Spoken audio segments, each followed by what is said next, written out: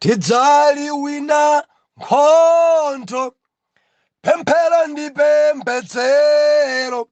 Atidzali wina nkhondo, pemphero ndi pembedzero.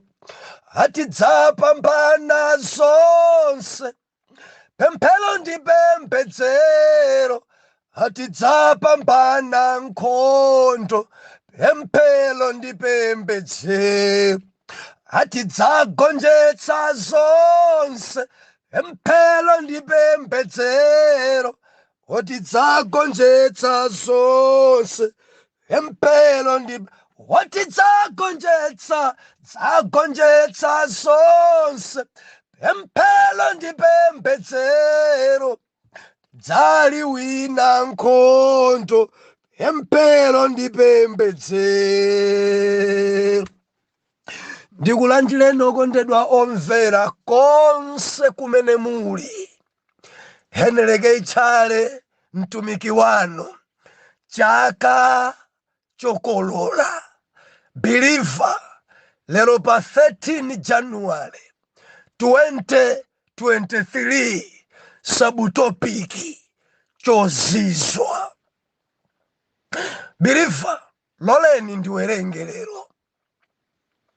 Kupemphera ndi kusala kudya kumabweretsa chozizwa. Buku la Estere ikumaliza, ikutsirizika ndi chipambano choopsa kwambiri. Chozizwa chikuchitika, chodabwitsa chikuchitika. Loleni ndiwerenge mawu. Hallelujah. Hallelujah. Ay. Book la Esther chapter number 8. Tiwerenga moja wajua mpaka na chapter number 10. Lelo ndiwerenga lero. Ahasuero avomereza pempho la Esther. Ayuda apulumuka. Mawu otsogolera Esther chapter number 8. Verse 1. Tsiku lamwelo mfumu Ahasuero anampasa mkazi wa mkulu Estere nyumba ya Hamani mdani wa Ayuda. Nafika Mlodekai pamaso pa mfumu, pakuti Estere adamuuza za chibale chake.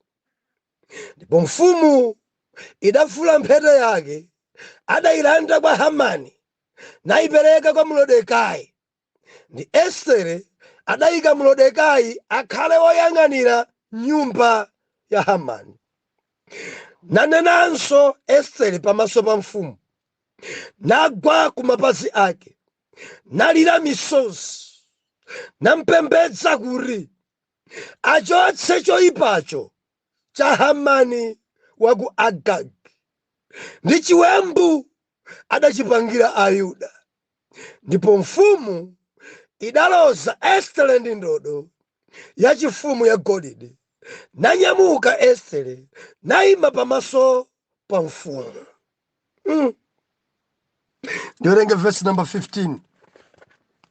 Verse number 15. Bible nakuti, ndipo Mlodekai adatuluka pamaso pa mfumu wavala chovala chachifumu cha madzi ndi choyera, ndi korona wamkulu wa golide, ndi malaya abafuta ndi ofiira. Ndi mudzi wa Susani unafula ndi kukondwera.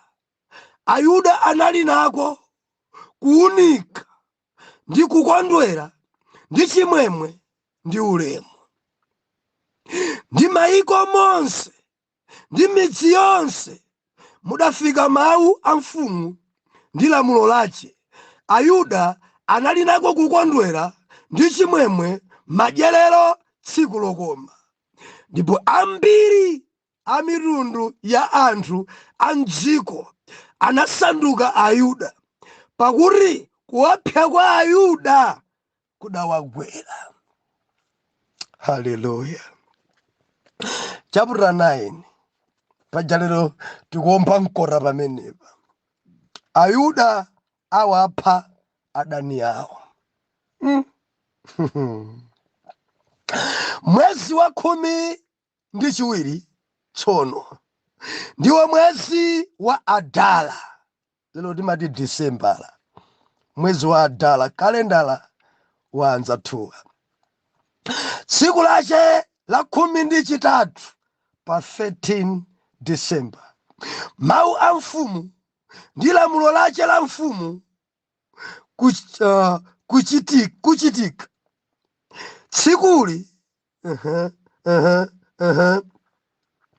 adani a Ayuda anayesa kuwachitira ufumu, koma chinasinthika popeza Ayuda anachitira ufumu iwo odana nawo. Mayo. Pakuti Ayuda adasonkhana pamodzi midzi mwawo mayiko onse a mfumu Ahasuero kuwathira manja ofuna kuwachitira choyipa, ndipo palibe munthu adalimbika pamaso pawo popeza kuopsa kwawo kudawagwera mitundu yonse ya anthu. Ndiwerenge verse number 5. Verse 5. Ndipo Ayuda anakantha adani awo onse, kuwakantha ndi lupanga ndi kuwapulula, nawachitira adani awo monga anafuna. Ndipo chinyumba cha ku Susani Ayuda adakantha nawononga amuna 500. Mayo. Napha Palisandala ndi Dalifoni ndi Aspata ndi Polata ndi Adalia Kadalia ndi Alidata ndi Palimasta ndi Alisai ndi Aridai ndi Vaisata. Awa amuna 10. Hallelujah. Verse 10. Ana amuna 10 Ahamani mwana wa Hamadeta ndani wa Ayuda. Mayo. Koma sanawalanda zofunkha. Tichite mwansanga chapter 10. Chapter 10 timaliza chonsecho, mavesi ache alipo ochepa. Mavesi ache alipo atatu basi. Chapter 10 maotsogolera ukulu wa Mlodekai. Ndipo mfumu Ahasuero inasonkhanitsa dziko, kapena kuti inasonkhanitsa dziko ndi zisumbu za ku nyanja ya Mchere ndi zochita zonse za mphamvu yace ndi nyonga zace ndi mafotokozedwe aukulu a Mlodekai umene mfumu adamkulitsa nawo. Sizidalembedwa kodi m'buku la mbiri la mafumu a Media ndi Peresiya? Pakuti Mlodekai Muyuda adatsatana naye mfumu Ahasuero nakhala wamkulu mwa Ayuda, navomerezeka mwa unyinji wa abale ace, wakufunira mtundu wace zokoma ndi wakunenera za mtendere kwa mbewu yace yonse. Ameneyu ndani, uyu ndani ameneyu ndi Yesu. Ameneyu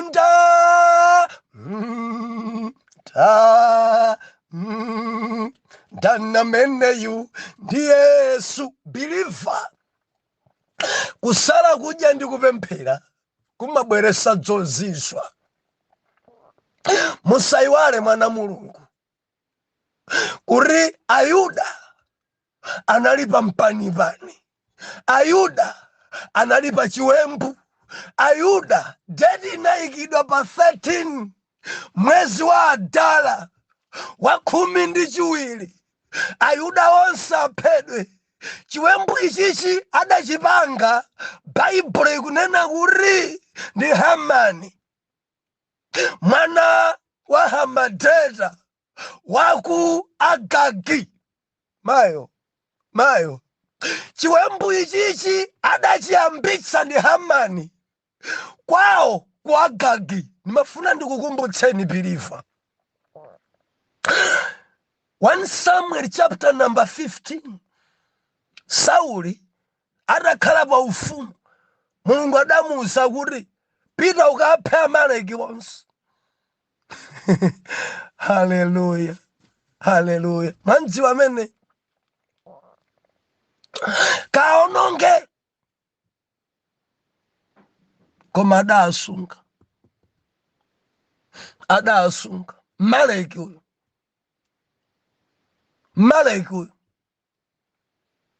Dzomvesa chiso zinthu zina zimene timadzisunga zimatonongetsaso. Zinthu zina zimene timadzisunga zimenezo zimadzaonongetsa. So ayambanso kuzunza Ayuda, ayambanso olimbana ndi Ayuda, ayambanso kurekukula amafuna abwezere. Biliva amafuna abwezere. Kuna kuipa konseku ya kufuna kuti abwezere choipa chimene chidachitika mbuyo mucha uyu. Hallelujah. Mulungu atithandize kwambiri. Zinthu zina zimafunika kuzipha kuzipheratu kudzonongeratu. Mukadzisunga zimene zidzaononga mtundu wanu mmawa. Sauli adasunga. Sizi dzulimpana ndi mbewu yake. Dzulimpana ndi Ayuda. Zinthu zina zimene mulimpana nadzo adazisunga rare wanu. Zinthu zina zimene zikukuzunzani adazisunga mbuyanu. Zinthu zina zimene zikulimpana ndinu, zimene zikudwazikani adazisunga ndi agogo wanu. Adazisunga. Nendili nchenjezo. Inu musamasunge zinthu. Dzonongeni. Idzi zimene mukudzisunga panodzi, idzi zimene mukudzipembedza zidzaononga dzukulu. Ana anu adzavutika nadzo idzi. Ambuye atithandize. Believer, dzulo ife tinayiona nkhani kuti amuna aja adapemphera, amuna aja adalemekeza Mulungu, amuna aja adasala kudya, amuna aja adamanga pamimba. Masiku atatu osadya osamwa, chozizwa chidachitika. Ndeti manena kuti muli phindu nkusala kudya, muli phindu kupembedzera, muli phindu lapaderadera tikamadzikankhira kwakuya nkulemekeza ndi kutamanda Mulungu. Biliva muli phindu. Dziko langa ladzaza ndi arambwali kwambiri samapemphera koma kudandaula, ambiri sasala kudya koma kudandaula, ambiri amakuthawa kusala kudya ndi kupemphera, amakuthawa kuti kumasiku awo amene mkate wa moyo unachita kulengezesa wina ali pa mkate pomwepo koma sakusala kudya. Masiku awa minister yanu idalengeza tisale kudya 14 days, wina sadasale nawo koma li minister yomweyo. Masiku awawa mpingo wanu udalengeza zakusala kudya kwa 21 days. Ndina pano wina sakupanga nawo. Biliva tamvera, arambwali samakolola, arambwali samapambana, arambwali nyengo zawo zimalimbirabe, arambwali amazunza kwa mpiri pamalo, arambwali kutekwa amene dzononga chipembedzo ndi arambwali amene samasala nawo kudya, amene samapemphera. Kureku minister yanu ngati dzenda gwede chifukwa cha arambwali amene muli nawo. Anthu amene samasala kudya, amene angagwedeze mkate omwe ndi arambwali amene amakhala pa mkatepo koma sasala kudya. Mundimva mwana Mulungu. Nthawi zonse maprogramu onse pa group sumarengano mbali.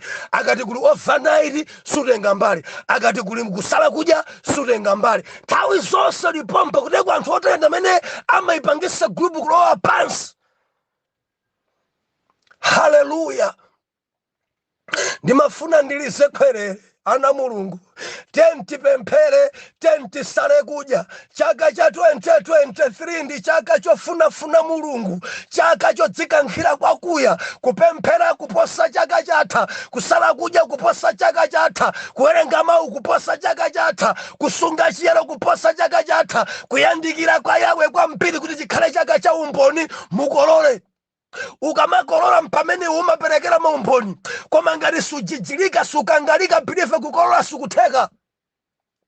sikutheka atambwali samakolola anzawo pamene akusosa tambwali sakutengera mbali anzako akadzakolola zotsatira zako dzakhalabe wanjala ndi okulukutika kwambiri kodi sungatenga nawo gawo yopemphera nkusala kudya bilife mafasting alipo ambiri tili ndi ya Esther imene Ayuda adatenga imenenso ndi mtundu wa fasting ena amarenga ija ya 1 week ena amarenga ya 14 days ena ya 21 days amecha kuti Daniel ena ya 40 days ena ya 120 days ena ya 80 bilifa nzotheka mundifa mwana mulungu pemphero langa chenjezo langa tisale kudya moyenera ngati Ayuda sisaphada kusala kudya ndikumamwa juice asidzimayenda kusala kudya ndikumasunga chakudya asidzimayenda kusala kudya ndikumachita kulengeza mudzi monse anthu akudziwe asidzimayenda ukamasala kudya chita ngati Muyuda ndiyetili ndi fasting ija imene timati cheni fasting yochita pasana pilifa ya cheni mukhoza kukhazikisa masiku 100 woti mchaka chimene chisala kudya 100 days ndi mmachita kupasirana mukhoza khala anthu 10 alese ndikutenga 10 days uyu kuyamba masiku 3 kupasira nzache uyonso masiku 3 kupasira nzache masiku 3 kupasira cheni chakuyenda podusa mwezi alese atenga 3 days mwezi unawo alese 3 days mwezi unawo alese 3 days mpaka na biliva umaliza mezi 4 mamaliza masiku anu 100 wina aliyense biliva asala kudya masiku ake pamenepo imene timati cheni fasting tikhoza kuyika masiku 4 koma yochita pasirana mulipo anthu 20 alese atenga 2 days kamufuna ija yosala 1000 day paka na zaka zitatu mukusalabe cheni fasting njotheka pa mpingo pa anthu 200 mukhoza kambera tikhale ndi cheni bwana ndikugawana anthu 10 masiku awatatu anthu 10 masiku awatatu mpakana masiku 100 nkutheka koma mkatikati mosala kudyamo tiachite maamulungu haleluya tili modzi mwana mulungu timafuna kuti tifike kumapetopeto tiombe nkora chozizwa dziko la Babuloni motsogozedwa ndi Hamani adakonzera chiwembu Ayuda ndiyedzulo ife tinaona atapemphera nkusala kudya Baibulo nena kuti Estere adalowa kwa mfumu zotsatira zake mfumu sanagone adawerenga buku mudapeseka kuti Mordekai adachita zabwino bilifani mafuna ndinene mudachita zabwino koma dzili pa sherefu sidzikuwerengedwa adayiwala ninenenso mabwana musamakonde kuyiwala muli pamenepo wina wake adatenga mbali mkumbukireni wina wache adathandiza kukukankhani wina wake adathandiza mufike pamenepo musamayiwale anthu ahaswera osamayiwala udikira mpaka na tulo tisowe udikira mpaka na zinthu zina zivute ndi ukamba ni mahaswera ngati moyo wanu udatengerapo wina kutenga gawo chitetezo chanu chili m'manja mwa wina udindo wanu wina wache adatenga gawo mudayiwala kumbukirani kuti wina wake adakutetezerani wina nkafuna kukuphani kumbukirani kuti pali wina kuchipatala adayima nanu kumbukirani kuti kuli wina amene adathandiza kuti mupite kunja kumbukirani kuti musadapite ku South Africa pali wina amene adayima nanu wina adapereka matransport ena mudasira dzingongole adalipira ndi ena kuno mwayiwala Atate ndikupemphera Mwana wanu uyuyu adachita zabwino koma dzaiwalika. Mu dzina la Yesu dzikumbukirike, awerenge amkumbukire moyo wacho ukulukurika. Adachita zabwino, abwana ena ali pamwamba kwa mpiri. Mbale uyuyu, mulongo uyuyu adatenga gawo yawe koma dzaiwalika. Mdzina la Yesu zikumbukiridwe kuti nayenso asinthidwe malo. Dzulo linaipa nyankhani believe kuri Mordekaya kuchoka paketi adayendesedwa mphalala mpakana adalengeza Hamani kufula yekha kuti bwana kuyambira pano ndi uyo. Ndifuna ndipemphere pa chimenechi mu dzina la Yesu. Kudziwike kuli Mulungu adani mwana wanuyi alengeze zakupambana kwa mwana wanuyi Ambuye. Adani ake anene kuti si munthu wamba. Zidziwike pa Babuloni kuti uyu si munthu wamba. Zidziwike pa dziko lonse kuti uyu ngokwezedwa, arapondedwa, arakulukutika, arakhala pa chipata kwa nthawi yaitali. Enough is enough. Mu dzina la Yesu mpambaniseni, umbani umboni wake, sinthani malo wake, mwikeni mu ofesi, fani limomwe chilichonse kompyuta, zichitike izi polemekeza dzina lanu mwa Yesu Khristu. Haleluya. Believer, tukupembedza Mulungu wazozizwa. Mulungu wazozizwa. Malemba kunena kuti adagamula bwana mfumu Ahasuero mtando umene abwera nawo Mordekai mumpachike. Apachikidwe adani anu, apachikidwe amene akukumbirani dzanja gweremo yekha, amene ikachimwala kutsogola kwanu chimpuntho yekha, amene akonza chintanda akhomedwepo ndiye. Mu dzina la Yesu 2023 ndi chaka chakholola, amene achera misampha akodwemo yekha mu dzina la Yesu. Believe chozizwa chikuchitika. Malemba onena kuti Estere mkazi wamkulu adadzampempha akumpemphanso Ahasuero. Chikakomera bwana mutikomere mtima, muchose chitonzo, muchose choyikikacho zimene zidalembedwa kuti tikuphedwa pa 13 abwana muzifute zichoke. Believer, chozizwa chikuchitika, zosaina mapepala akung'ambidwa zimene adasaina Ahasuero pamodzi ndi Hamani adadinda kale chidindo, Ayuda adapemphera. Chozizwa chikuchitika, mapepala aja, mafailo aja akung'ambidwa, maposta amene adayikidwa aja kuti akuphedwa Ayuda akung'ambidwa mu dzina la Yesu. Zimene zidalembedwa pa iwe zing'ambidwe, zipangidwe delete mu dzina la Yesu. Zimene Satana adalengeza pa inu 2023 zipangidwe delete mu dzina la Yesu. Zimene anthu apangana kuti akuchiteni zoyipa, zimene zonipemphero ziphwasulidwe. Tupembedza Mulungu wazozizwa. Mulungu wazozizwa. Malemba onena kuti adakwezedwa Mordekai nakhala wamkulu, namkweza namsintha malo. Pompo adampasa udindo oyang'anira nyumba ya Hamani.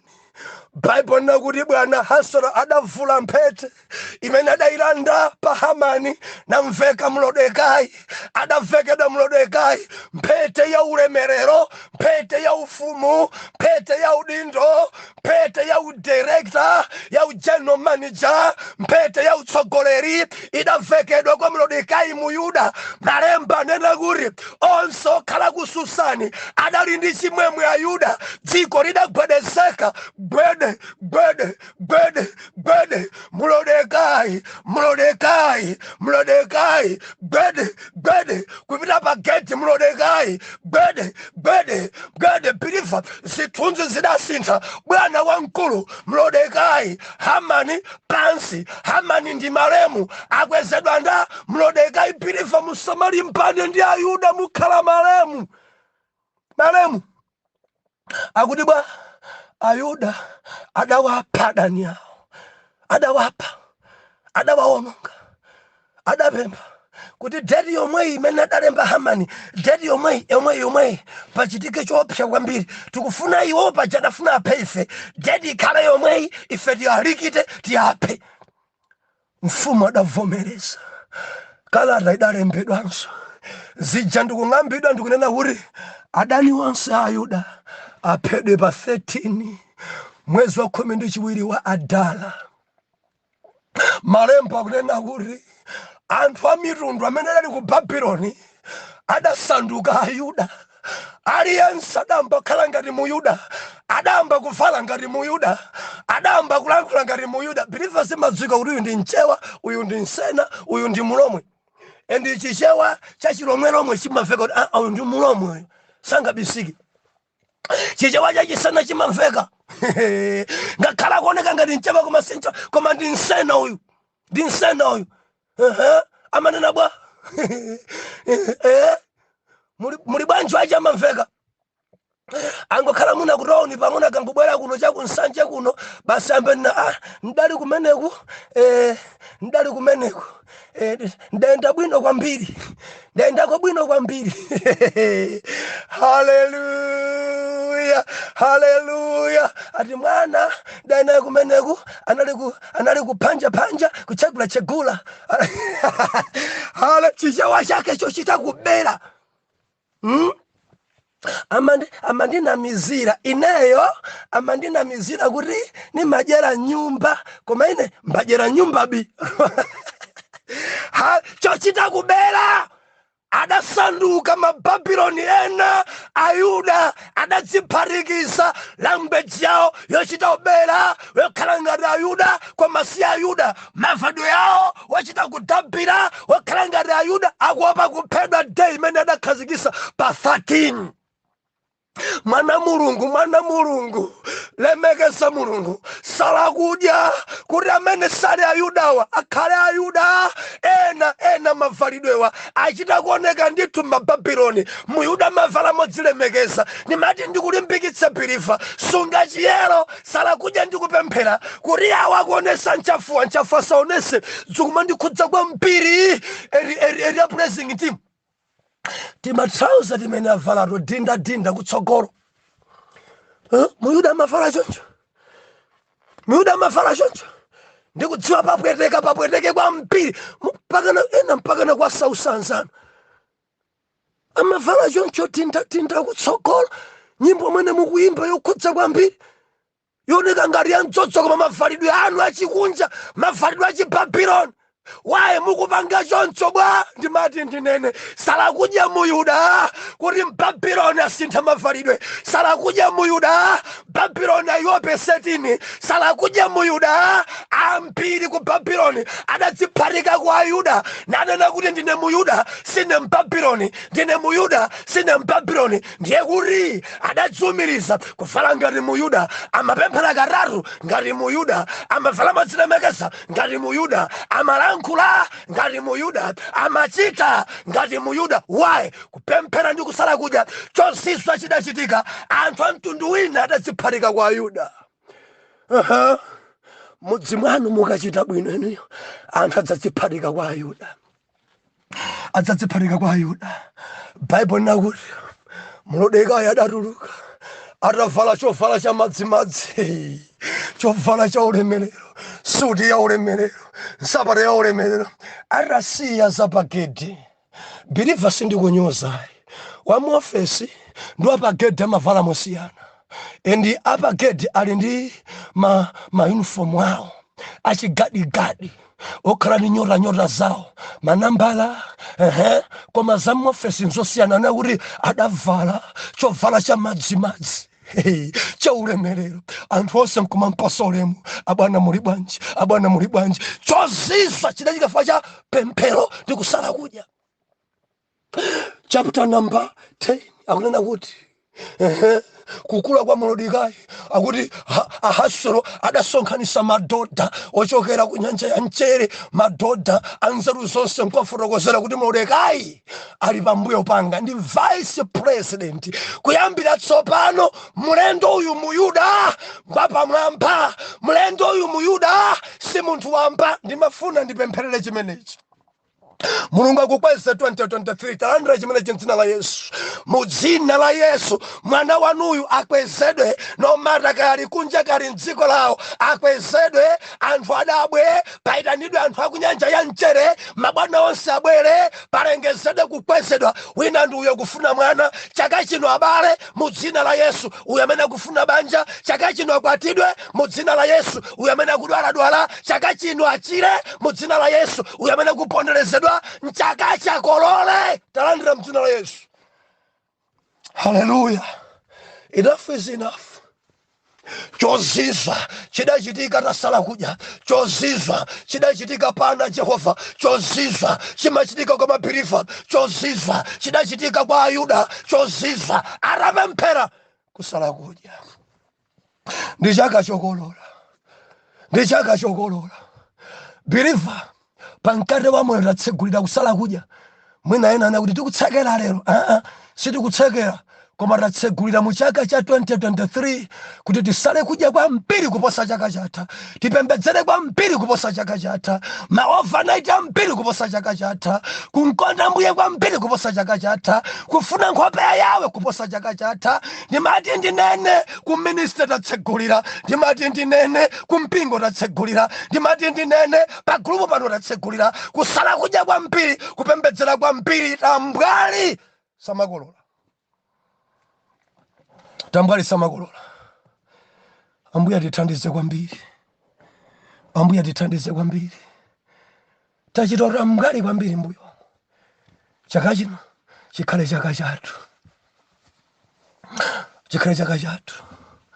Zimene zidalembedwa paino zifutidwe, zing'ambidwe, zatsopano zilembedwe. Kodi mudzamene chidachitika date ya 13 adaphedwa ndi adani a Ayuda. Ana Hamani adaphedwa, ana amuna Hamani tena adaphedwa. Wakwagagiru adaphedwa, maudani akalekale adasunga. Ambuye atithandize, Ambuye atithandize, Ambuye atithandize. Chozizwa chichitike pa moyo wanu 2023. Chozizwa chichitike, chodabwisa chichitike, chodzidzimusa chichitike. Enano ndumboni mudakwatchidwa kuti mufa, ena kukulengezerani ngozi, ena ananu amwalira, koma lero muli moyo bendumboni.